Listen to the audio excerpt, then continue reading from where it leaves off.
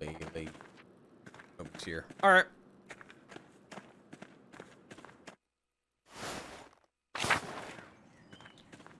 Let's get out of here.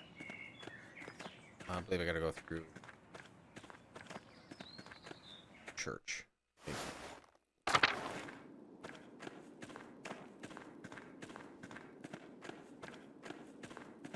So we gotta find somewhere who will feed us.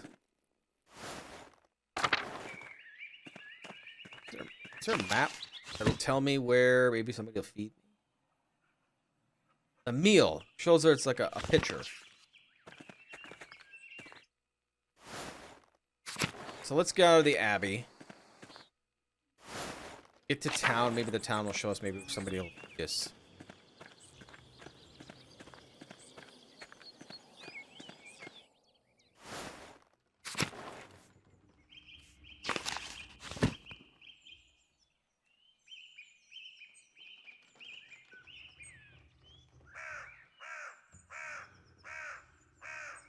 The midwife or the Zimmerman house? Let's do the Zimmerman house.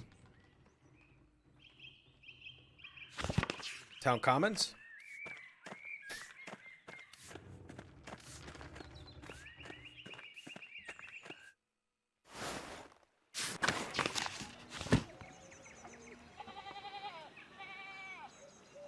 Alright, so...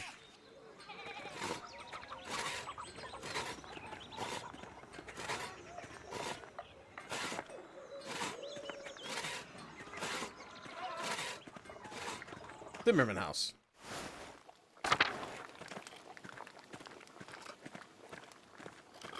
Old Otto. Care to eat supper with me? And Otto? Yes, Otto, I'd like to eat supper with you and Otto. I'd like that. Good. You could eat a horse. I bless the Lord, and these your gifts, which we are about to receive for your bounty. Through Christ, Lord, amen.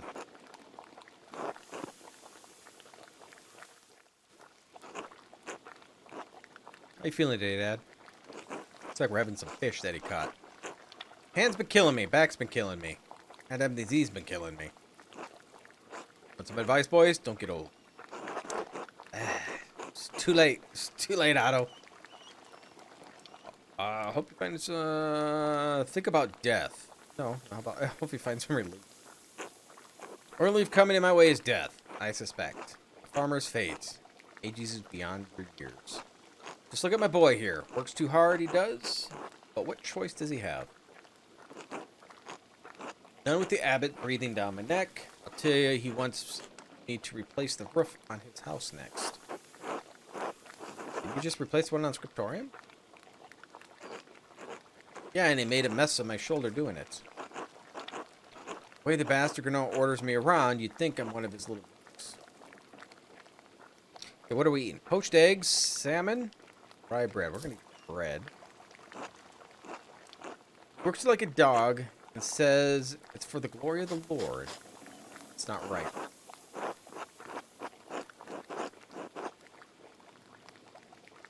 It's not, I agree.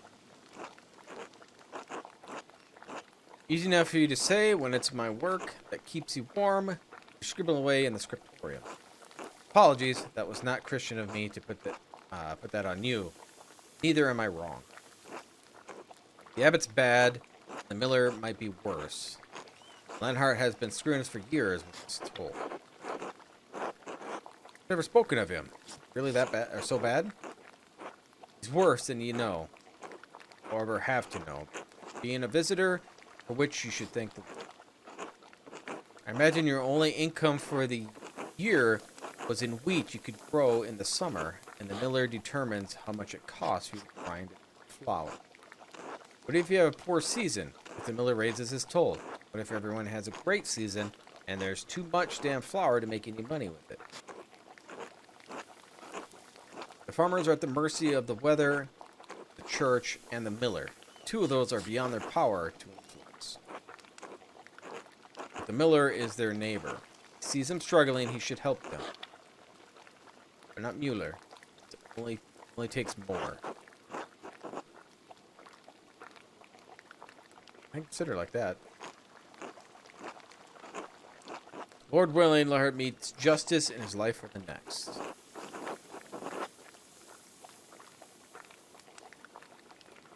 Lord willing.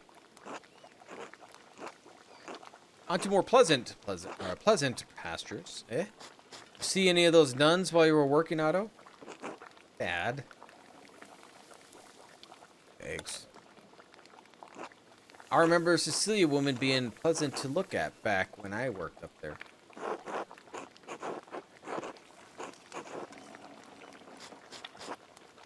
You pay much attention to the nuns. Well, I pay attention to everything now that I can't work. Lots to see in the world, like nuns. I can say nothing. Other pretty sisters up there as well. Sometimes they catch the wrong man's eye. Shame what happened to that one up a while back. Oh, good. Glad she came back, though. What happened with sister?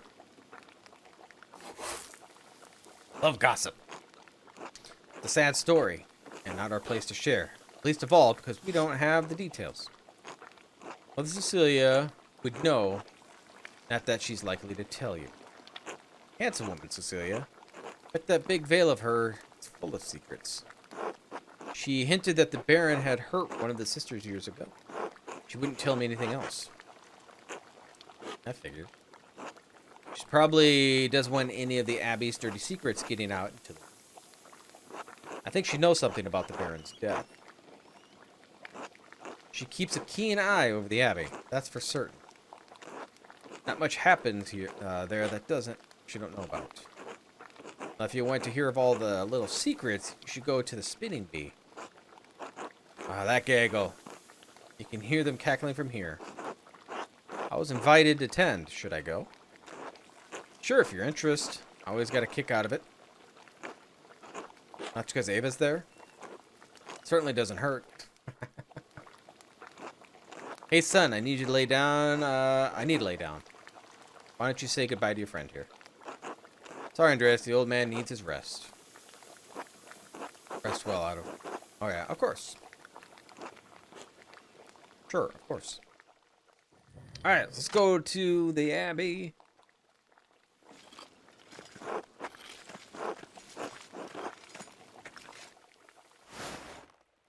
I needed a rest. He'd sit there messing around with stuff.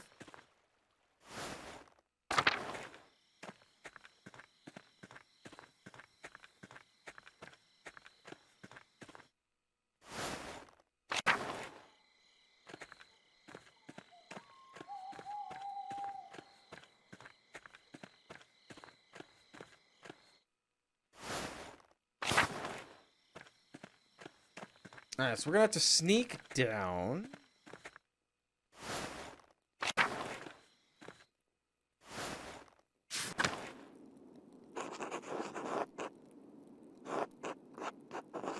Yep, let's hide.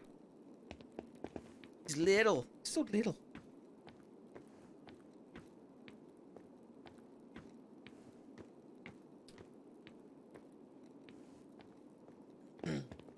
I could be in this game. I'm kind of supporting the monk do.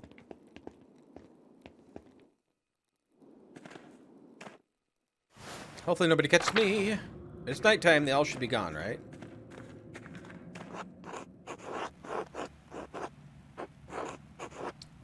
Lose some time tomorrow morning unless I turn back now. Let's enter the library.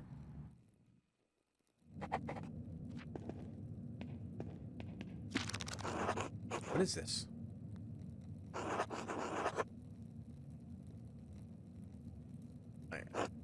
Writer is Cadphalis of Slopia. I don't believe I've heard of him. Interesting, he writes about the butcher's broom the Greeks used and they aided the urination and defecation. The author claims it can also help with the reduction of swelling. He seems to be speaking from experience. Wonderful hidden treasure for the Abbey.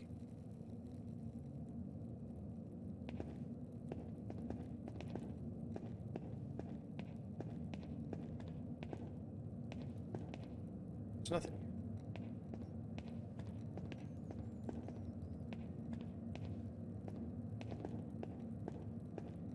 More up here.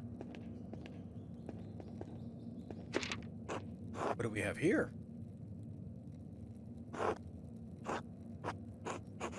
Bifolium from the Mysteria Astra.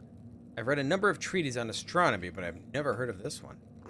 It seems rudimentary, explaining the connection between astrological signs and the elements, a basic relationship to alchemy. Each sign is governed by one of the 4 elements. Cancer, Scorpio, Pisces are the water signs. Capricorn, Taurus, and Virgo are the earth signs, and so on. It cuts off there. The next page is about something else entirely. Sister Illuminata must be reconstructing the larger text.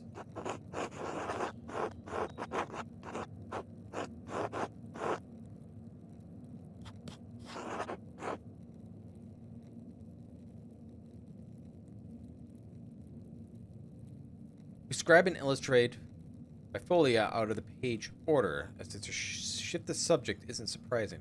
Make more sense once we're bound. 2 pages are interesting enough, I suppose, but quite basic. Wait, that's the connection between the astrological symbol and Fenric's cipher, the elemental symbol. Hold it. This must be the text of reference to create this cipher. Interesting. It could have been much simpler to solve if I'd seen this first.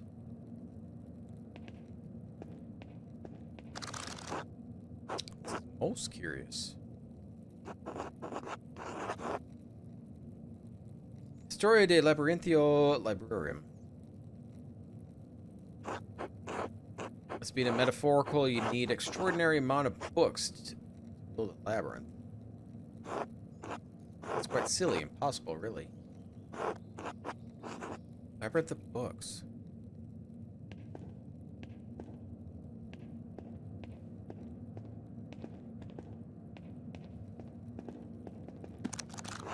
Those look promising. Familiarities of Sister Curacao Abbey.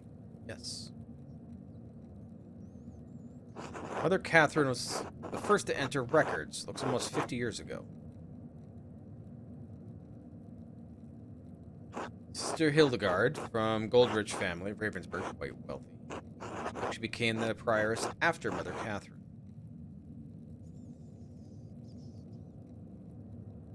Cecilia.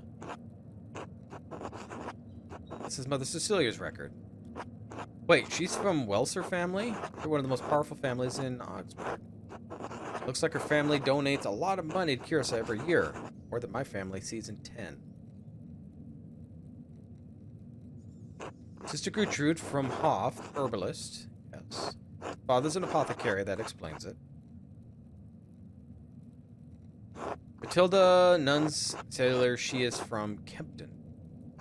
Merchant family, they donated pigments to the use of the scriptorium. Quite thoughtful. I'll have to thank them if I ever get a chance. Luminata. Should be interesting, Sister Luminata. Named Angeline from the Capocci family in Gia. Looks like they have some connection to Curacao through an old abbot Rudolph. Family donates money to the abbey every year as well. Waiting to find the one that the Baron did something to. Sophie. Her family is poor but donated flour. Elizabeth Oblate, she's from Trip. Looks like she had an eventful life before coming here. Married with children, both died. Her merchant family had some connection in Curacao through Kaufmann's of Rothsburg.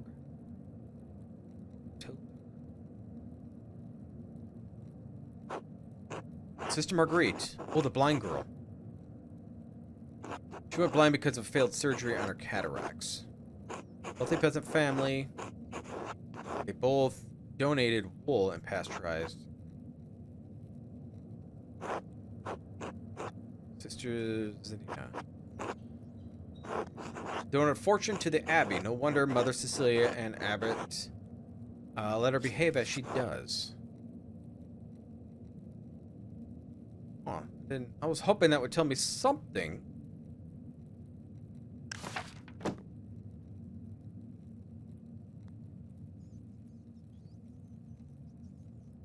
I'm missing. How do I get out of this?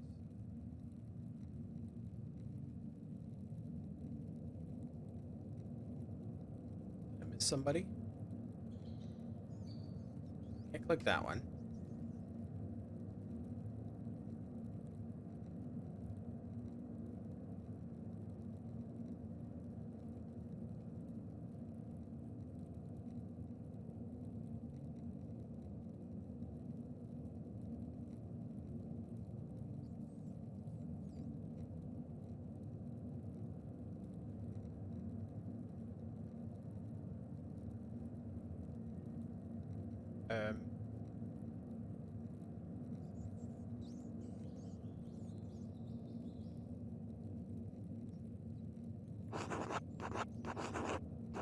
Oh, here we go. So she left. Sister Matilda left the abbey for several months. Why would she go to a hermitage? Seems strange. The only entry in such a note. Dates 3 years ago. This is before Father Matthias died. Which means around the time Baron... Yeah. This has to be it. Matilda must be the nun Baron harmed on his last visit. I should talk to Mother Cecilia again, and maybe Sister Matilda as well. There we go. Oh, anything else here, is it? Yep. Alright. I just want to go down.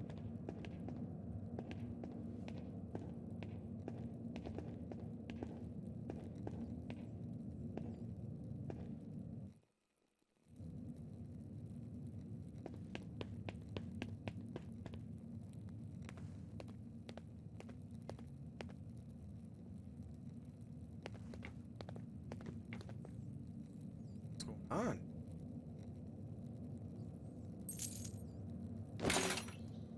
Oh. Wasn't expecting that. What in the... Shit.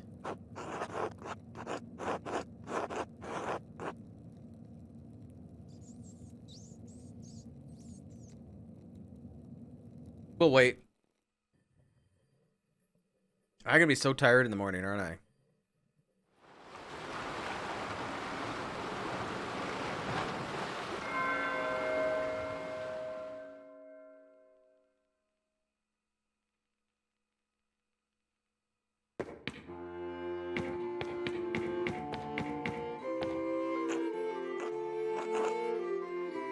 Chris, when are you coming home?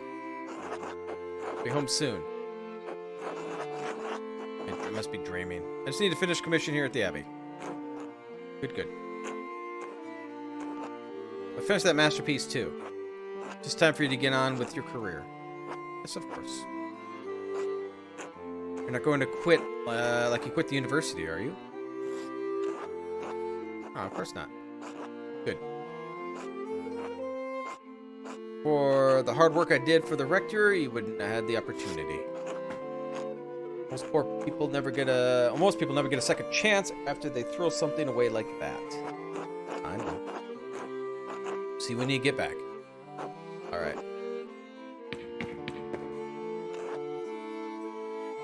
What's you? I don't have a picture of you. One I made Brother Daniel made. I really don't have an idea what you're like. Really want to get married to a stranger? Why should that matter? Right, everyone keeps saying that.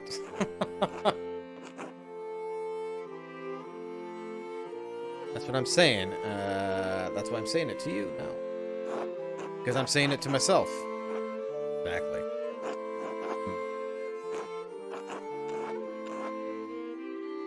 I shall see you soon. For real, I mean. I suppose that's true. Till then.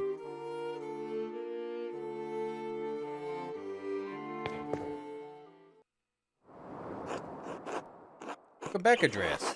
It's been too long since you have graced this court with your presence. Apologies, Your Majesty.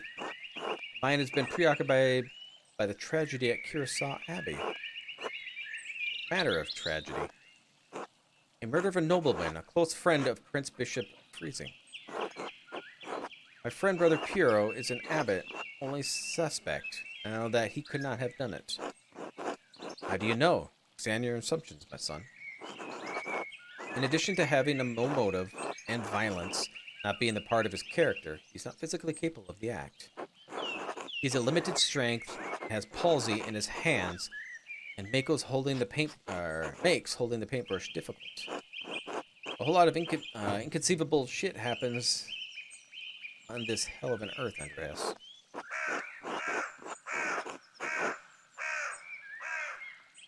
I do not deny that it's possible. I believe it's extremely improbable. What do you intend to do about it? When I'm brought before the Archdeacon, I'll tell him that I know about other people who had motives to kill the Baron. I have to believe he'll see there's much more likely suspects than Piero. Why have you taken this task upon yourself?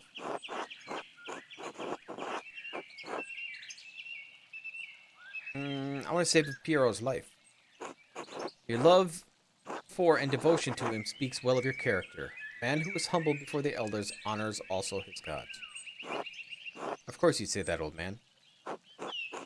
He's right, though. If Andreas doesn't help him, no one will. Exactly. I understand why the brothers and sisters cannot act against the abbot. But I must do something. Why did you care about the abbots, about the death of a useless fart like Lorenz Rothvogel anyway?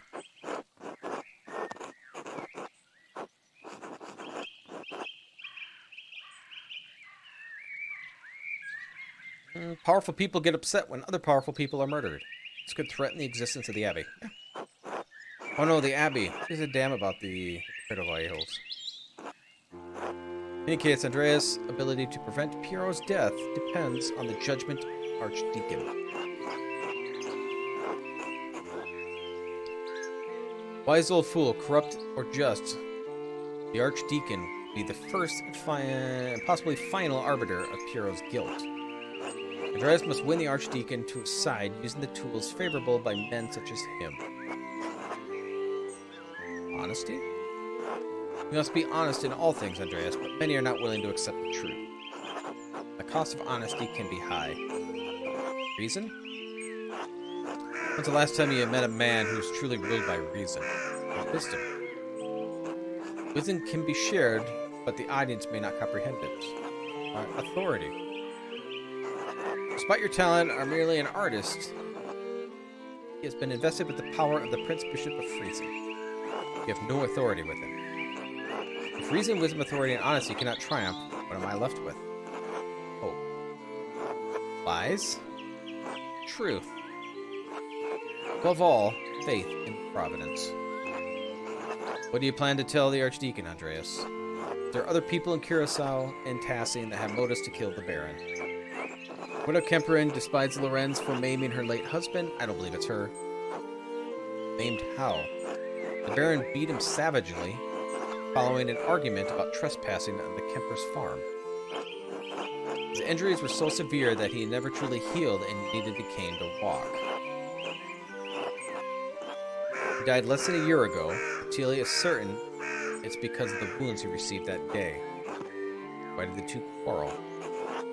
My understanding is that it's simply an argument about trespass that got us out of hand. Now I suppose... the she?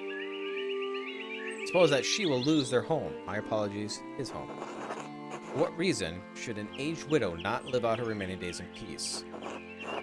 She should, but she won't. She didn't squeeze out any of the Kempers for an old Rannig, so away the house goes. Yes, but women must fight their own property. It exists the sufferance of men. Whether it's law or it's unjust or immaterial, the widow's motive is clear. The justice of law is not immaterial to those who suffer the expense of it. A good man does not sit idly by while injustice flourishes around it. Hell is a half-trained artist with a half-university degree going to do against the might of the Holy Roman Empire. Idiots. We've established a motive for the widow Andreas, but there is another matter that requires inquiry. Although women and men are equal in most natures, women are weaker in strength. How could a woman of Attilia's age overpower a healthy man like the Baron? I mean, it seems unlikely she could have stabbed the Baron with his own knife. You mean to convince the Archdeacon that the old woman killed the Baron, this will be a difficult obstacle to overcome. Are there any others? Prior Frennick feared the Baron would report his occult interest to the Inquisitors. How so? Prior Ferenc and the Baron share a fascination with the occult texts. The Baron is pressuring the Prior to performing the ritual for him while he was visiting Curacao. When Frennick refused, the Baron threatened to turn him into the Inquisition. But how did you come by this knowledge? I found written evidence, a letter from Frenric the Baron, in which he discussed all these matters. It's a dangerous thing, a monk dabbling in the occult. His very soul could be endangered. Forget the soul. Could have been defrocked, excommunicated, even killed, all for that little curiosity. Better stay stupid and ignorant, that's what I say. We're well aware. Lust for knowledge can be dangerous as any other desire. Yeah. True. Perhaps Brother Frank believed his faith would defend him against the temptation of such knowledge. Even so, simply seeking out and acquiring and reading those books would open him to suspicion from the Inquisition. I also found a cipher that the Prior had left on his desk in the Scriptura. When I deciphered the message, it pointed to a freshly disturbed grave in the cemetery. I convinced Brother Volkberg to dig up the grave in question. What'd you find? Occult tools that Frenric had hidden. Why hide them? Why leave the note? I suspect he hid them in case the Baron made good on his threat to summon Inquisitors to Curacao.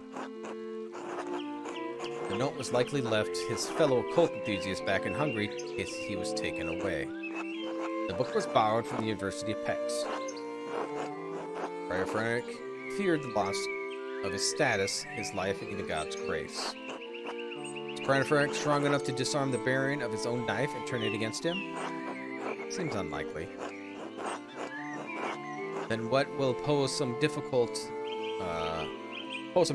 for you if you mean to convince the Archdeacon the Prior is guilt? Are there others you suspect? I believe it is, was it Matilda? I believe it's her. Because he did something to her. And I'm assuming she's mad. And since the Baron is a ladies' man, bet she convinced her something, she stabbed him. She got close. You've read a worthy mystery before this courts, Andreas. I pray to God we have granted the insight you need to face the coming challenge. Thank your Majesty. I'm prepared to meet the day. Before you go, there's one more thing to consider. You will be summoned to Archdeacon to tell him what you know. But you need not tell him everything. I think I understand. This is a place for a noble lie. It is not, this is not one of them. Why? The Baron is dead. All of the people in this motive to kill him suffered, either directly or indirectly, from wickedness. Simply mention his name to the Archdeacon may endanger them, whether they had anything to do with the murder or not. Right, no point in throwing anyone waist deep.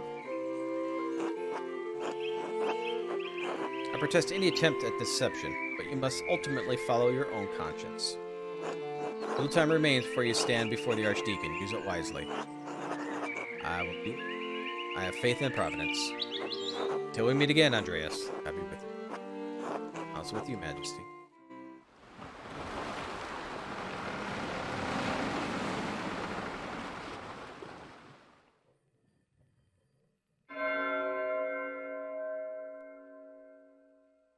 All right.